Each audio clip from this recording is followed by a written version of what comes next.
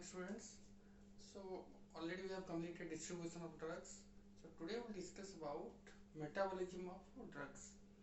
Oh, this is a very less part there in the syllabus, so we'll discuss it very fastly. So the metabolism of drugs also called as biotransformation. Biotransformation means one active form of the drug will be converted to inactive form. So in this, if we try to see the different types of process there in our body, which are tend to uh, absorb the drug, distribute the drug, after that it will be metabolized, then it will be excreted. So from all these, like the importance, like the absorption, distribution, metabolism or biotransformation are also important for us, because it is tend to it is like act as a protective system for our body. So that's why let us discuss about what is this biotransformation. So we can define this biotransformation as your chemical conversion of one form to another form. Chemical conversion of drug to one form to another form. So that's why it's a protective action, because when we are taking different types of drug, it's having different physiochemical property. It may have more lipophilicity, so that when we are taking a lipid drug, then it is very difficult to excrete from the body, because to excrete from the body, to come out from the body, it should be good water solubility or hydrophilicity. So if the drug is lipid soluble, then it is not able to clear easily from the body, not able to excrete easily from the body. So that's why it's need to be converted to a inactive form or a form which is suitable to excrete from our body. And with this, if drug will not metabolize, what will happen? Drug will accumulate in the body and it won't be able to excrete from the body, and it will give toxication. It will give a toxic effect because the drug will accumulate in a particular organ. So that's why it's very important, that biotransformation of drugs. So this, let us discuss about which type of drugs, chemical substances are metabolized. So generally all the substances which are which are not nutrients, which are not your endogenous substances, which are not produced inside the body, that are called as xenobiotics. These are called as xenobiotics. So these xenobiotics, generally it's your exogenous substances. It can enter to the body in different ways. It can enter to your body through ingestion, through inhalation, through absorption. So in different ways it will enter to our body. So this type of exogenous substances or substances which are coming from outside should be metabolized to excrete from the body. Otherwise it will be harmful to the body. So that's why the xenobiotics, or we are calling as exogenous substances, need to be excreted from the body.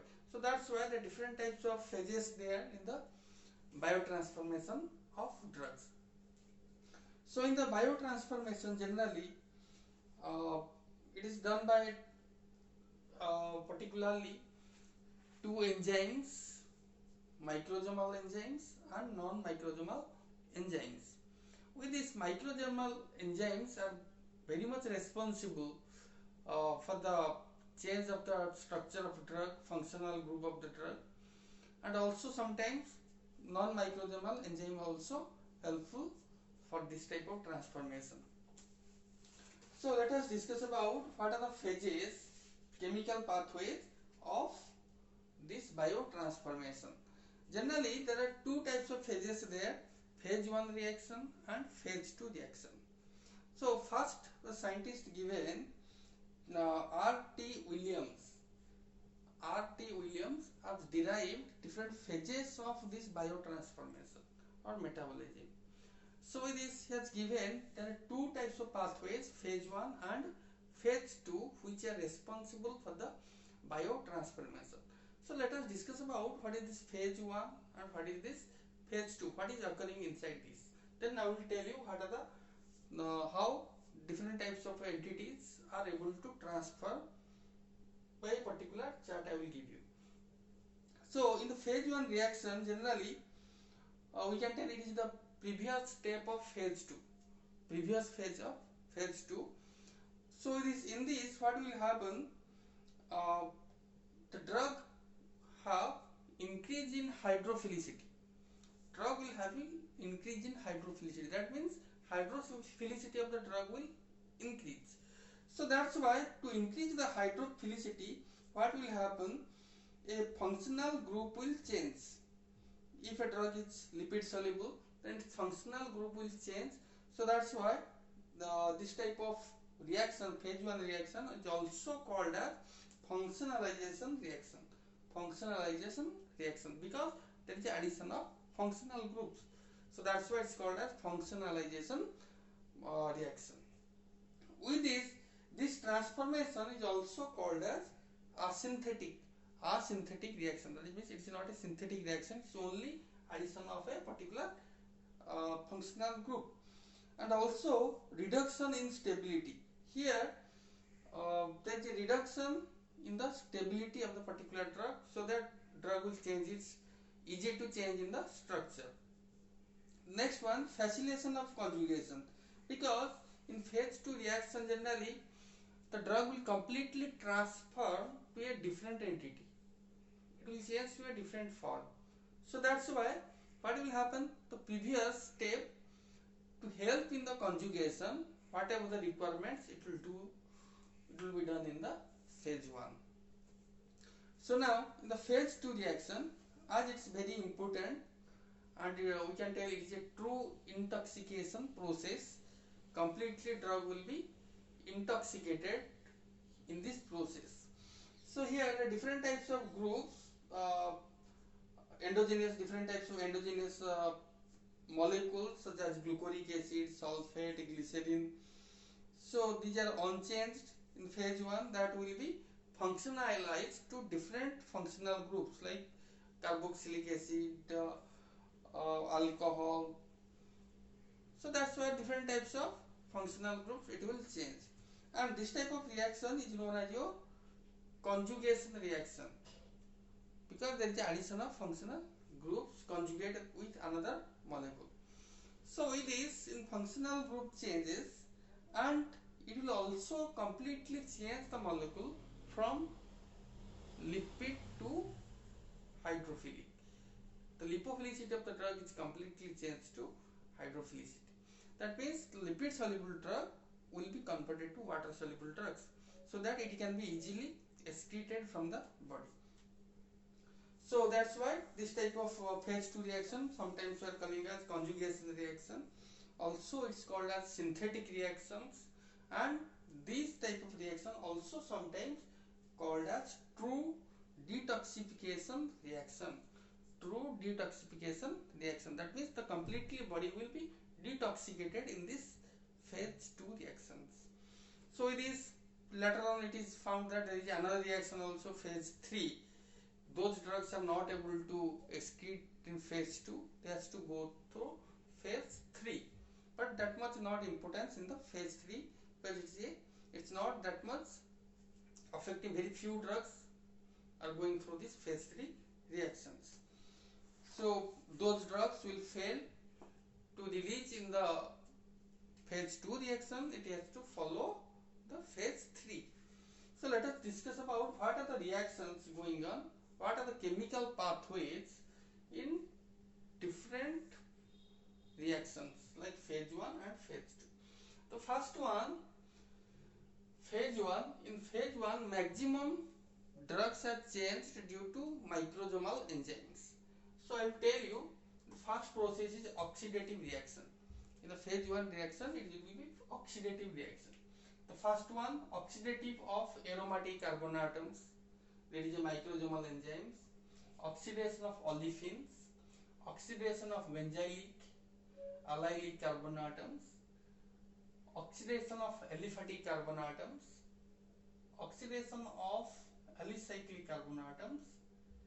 And there is another system after oxidative reaction, there is another system, carbon heteroatom systems. In carbon heteroatom systems, first one carbon nitrogen system. In carbon nitrogen system, first thing what will occur in dealkylization, then oxidative deamination. Oxidative deamination generally done by two enzymes, microsomal enzymes and non-microsomal enzymes.